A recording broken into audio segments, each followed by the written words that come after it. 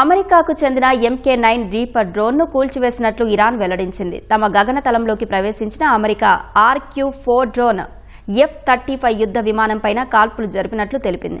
America కాల్పుల విరమణను ఉల్లంఘిస్తే ప్రతీకారం తీర్చుకునే చట్టబద్దమైన హక్కు తమకు ఉంటుందని IRGC వెల్లడించింది.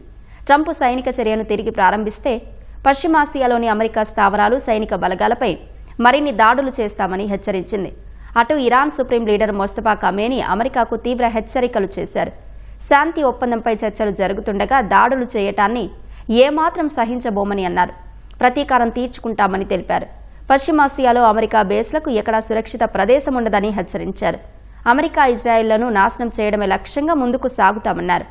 కాగా ఇరాన్ కూల్చిన MQ-9 రీపర్ డ్రోన్ విలువ 250 కోట్లు కావడం గమనార్హం.